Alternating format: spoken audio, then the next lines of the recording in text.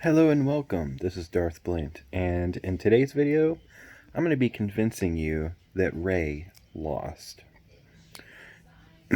Episode 9 may not be as bad as originally thought.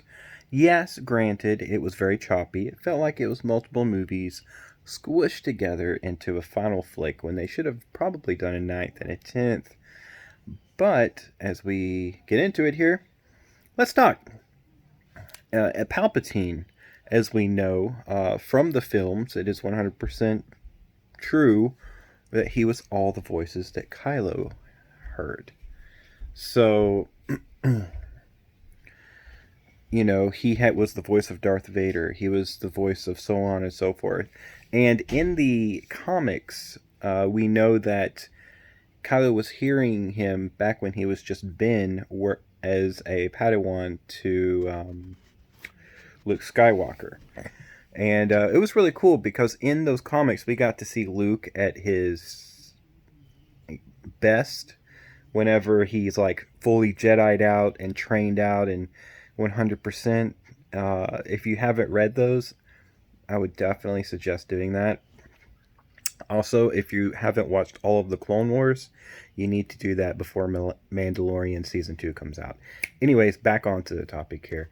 So we know for a fact that Palpatine was feeding it all these voices, pulling the strings, being the puppet master, as he does oh so well. And he's done that forever. His father was a politician. Like it was in his blood to be that way. If you go back and read the Darth Plagueis novel, it's whenever he goes and he gets Sidious and trains him, and you get to see him as a young apprentice and everything, and then it goes on and so on and so forth. But he's always been the puppeteer. He's the guy that gets stuff done with a smile on his face. Hi, how are you doing today? And what's interesting here is in the scene where Rey shoots the lightning back at Palpatine, when Rey is laying down and she's all out and stuff, and she's hearing the voices of the Jedi. Now, granted, there has been voices from Jedi previously in both the prequels and the original trilogy, so theoretically, could it be the Jedi? Yes. But I think that it was Palpatine feeding her those voices. How much better would that scene have been if you saw all the Force ghosts? They were purposely left out. There were never going to be Force ghosts in that scene. The reason being is because I think that they wanted the Palpatines to win. They wanted to keep ambiguity up so that later on down the road, if they chose to, they could say that Palpatine's spirit is still alive within her. So that way, down the road, all of a sudden she's got like blanks in memory and she's waking up in places she doesn't recognize. Oh, wait, what's going on here? Oh, yeah, you're being controlled by Palpatine.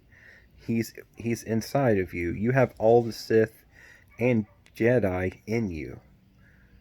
Isn't that kind of crazy? So I think that he fed her those voices so that she would get back up and kill him like he wanted. Like I said in my original review, after she killed him, Sandy was like, didn't he just win? Isn't that exactly what he wanted from her? And yes, it was. He got what he wanted.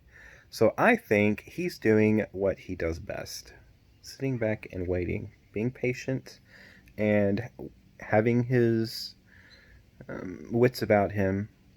We see her at the end say, I'm a Skywalker. Great. Even better, because the farther away she gets from her lineage as a Palpatine, the more surprised she will be whenever he takes over. And he will. He will take over. I pretty much guarantee that at some point they purposely left that in there so that 15, 20 years from now they can make her have that. Like, oh, what if she is the problem and the solution? Oh no, now what? You know what I mean? How can Rey stop herself? And so I think it's going to be interesting to see when they play out the future events there.